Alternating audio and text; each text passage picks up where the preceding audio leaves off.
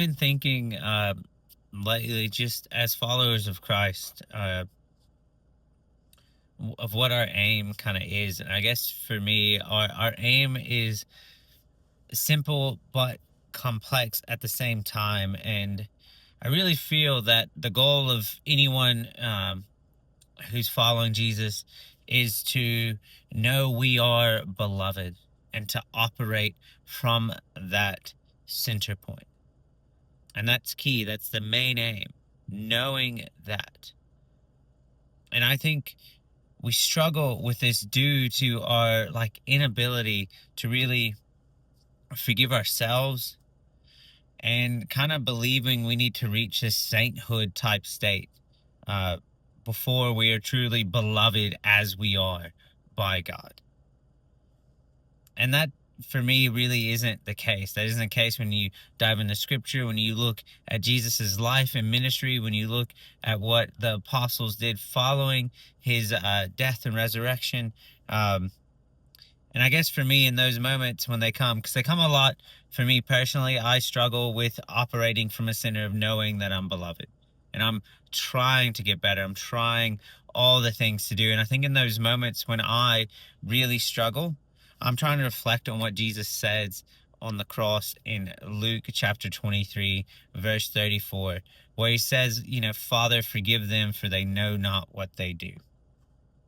And I think often we hear this verse and we've heard it preached where, he's talking to those who are against him, those who put him on the cross, which is true, but he's not only just talking to them, he's talking to his disciples, his followers, his close friends who abandoned him, who just ran off. In their fear and their desire to do what's right, just abandoned and left him. He's saying it to them. He's saying that to the disciples who are watching from afar, too scared to come close, too scared to get criticized. Saying it to Peter, who denied him just a little bit earlier when he was on trial. All these followers who said they would have his back and they would go to bat for him, and then when the moment came, they dipped. He's saying it to all of them. And not only is he saying it to them, I think he's saying it to us.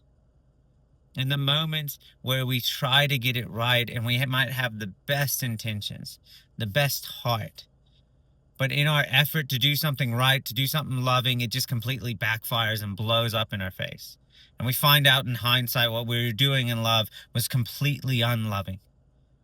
In those moments, Jesus is simply saying to us, forgive them.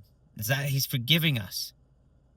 Knowing that we don't know what we're doing, that we're all trying our best in this chaotic life that we live, where things are constantly changing between what is right and what is wrong, and it's not as simple when we're little, it's this simple method of this is right and this is wrong, but then as we get older, we realize that isn't really the case, that there's a lot more complexity.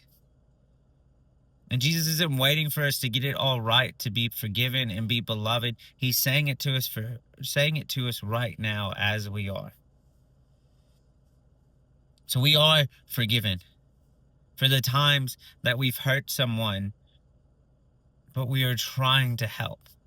We're forgiven for the times that we try to improve ourselves and do something better, but for every 3 steps forward, we seem to take 4 back. We don't have to keep chasing this perfection race of trying to be perfect. We are forgiven. And knowing this allows us to just be beloved for who we are here and now. Our failings and all, our shortcomings and all, the things that make us great and the things that don't make us so great. We can just sit and know that we're beloved by God. Letting go of the race for perfection.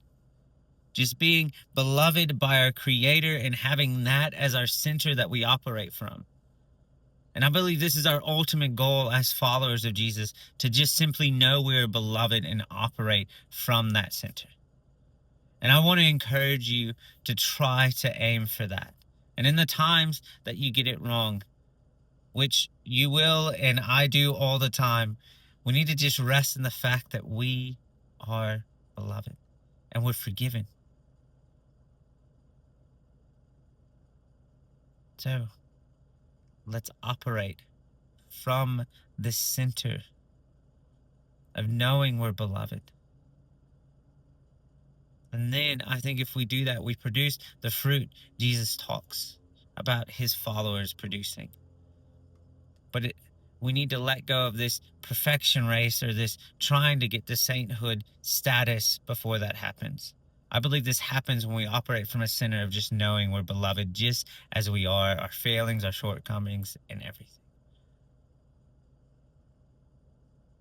So operate from that center. Know you are beloved just for how God made you, just how you are right now. Failings, shortcomings, and all.